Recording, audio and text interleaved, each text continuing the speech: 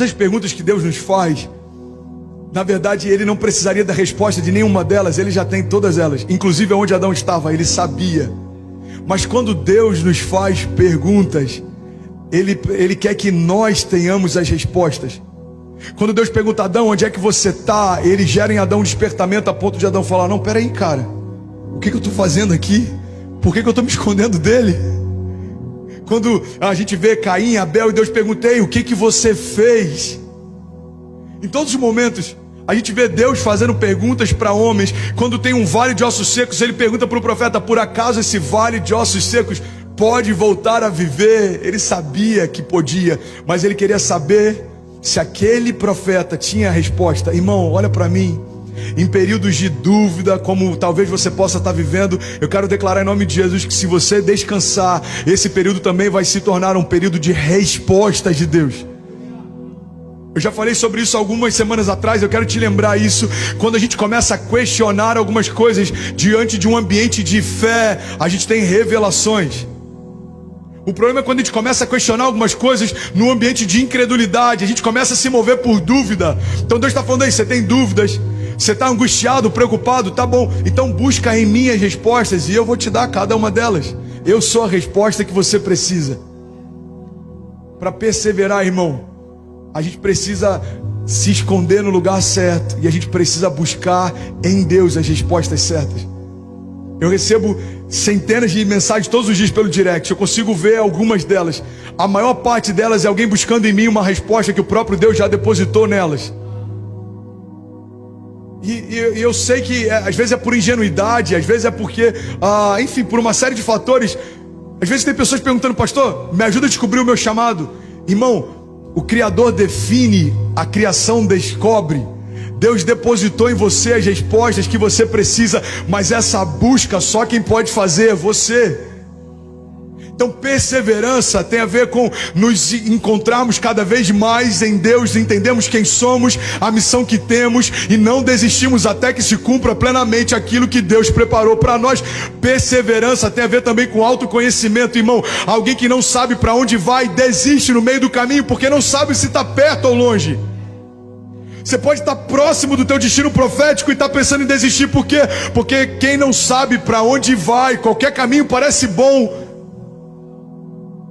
A gente começa a se satisfazer com aquilo que é bom e a gente esquece daquilo que é de Deus pra gente. Irmão, olha pra mim, perseverança só acontece quando a gente sabe o que Deus preparou para nós e a gente continua perseverando. Por quê? Porque Deus nos deu uma picture.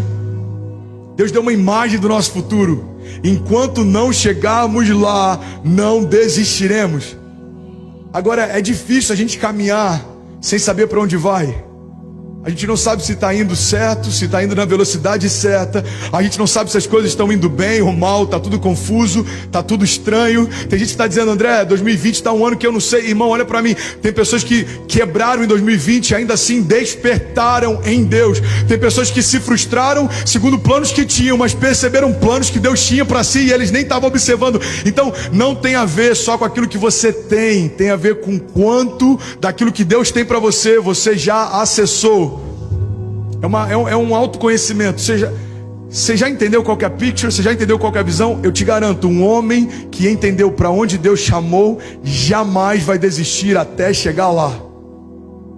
Paulo recebeu revelações a respeito daquilo que Deus ia fazer através da vida dele. Por isso que ele está dizendo, olha, eu já fui experimentado em açoites, eu já passei necessidade, já tive fartura, eu construo tendas, eu planto igrejas, eu sou perseguido, eu fui apedrejado, mas para mim está tudo certo. Em outro momento ele diz, olha, tudo aquilo que um dia eu desejei para mim, agora é como um esterco diante daquilo que Deus me mostrou. O que Paulo está dizendo em outras palavras é, porque eu entendi o que Deus preparou para mim, é impossível não perseverar. André, aonde você quer chegar? Num ponto simples, irmão.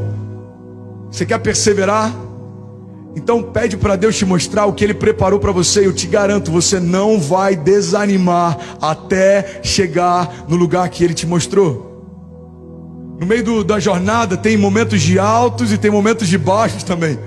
Tem momentos de topos, mas tem momentos de vales também. Tem momentos de festa, mas tem momento de luto também.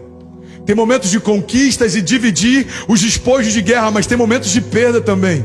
Tem momento de como Davi, assumindo o trono, sobre todo o reinado, mas também tem momentos em que Davi teve que se refugiar no deserto, se escondendo para não ser morto. Ei, irmão, a gente vê isso na história de Jesus, como um bebê ainda foi levado escondido para que não fosse morto, até chegar o momento de se revelar e começar o seu ministério.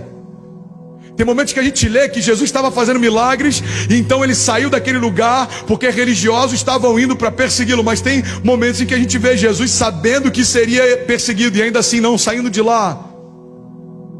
Jesus para nós é uma referência clara de que caminhar com Deus não significa ser poupado das lutas, mas significa ser guardado em meio a elas.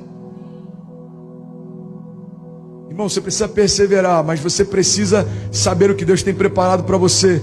Você pode estar vivendo algo incrível e ainda assim não conseguir celebrar porque você só olha para o que não aconteceu e parou de olhar para aquilo que já está acontecendo. De tempos em tempos a gente precisa fazer essa autoavaliação e falar, não, peraí, quem eu era 10 anos atrás? Onde é que eu estava 10 anos atrás? O que Deus fez nesses últimos 10 anos? Quais foram os livramentos de morte que Deus me deu? Quais foram as promessas que Ele já cumpriu? Quais foram os milagres que Ele já fez? Quais foram as portas que Ele já abriu? Irmão, quando você lembra do que Deus fez nos últimos 10 anos, é impossível não perseverar, porque você tem uma plena convicção de que o Deus que fez no passado vai fazer uma vez mais. Você está comigo ainda? Diga amém. Hebreus 10:36 diz: vocês precisam perseverar, de modo que quando tiverem feito a vontade de Deus, recebam o que Ele prometeu. Eu sou apaixonado por esses detalhes, porque eles falam a respeito de uma condicional. A palavra está dizendo, olha, vocês vão receber o que Ele prometeu, quando tiverem feito a vontade de Deus. Você percebe que às vezes a gente está frustrado, perguntando para Deus por que aquilo que Ele prometeu não se cumpre, quando Deus também do seu lado está perguntando por que aquilo que eu te pedi você ainda não fez. Irmão, tem muita gente perguntando por que a chuva ainda não veio, quando Deus está perguntando por que você ainda não arou os campos. Deus, por que a chuva não veio? Ele está dizendo, porque os campos não estão prontos. Deus, por que os milagres ainda não aconteceram? Porque o seu clamor ainda não foi ouvido nos céus. Por que o socorro ainda não chegou? Porque talvez no dia da tua angústia você preferiu compartilhar com todo mundo o dia mau, ao invés de buscar em mim o socorro presente na hora da angústia. Olha o que a palavra de Deus diz: Ele é o nosso refúgio e fortaleza, socorro presente na hora da angústia. Socorro presente significa que não é algo que a gente vai clamar e esperar que venha, significa que já está lá, mas você precisa clamar no dia da tua angústia. Uai, seu app de vídeos curtos.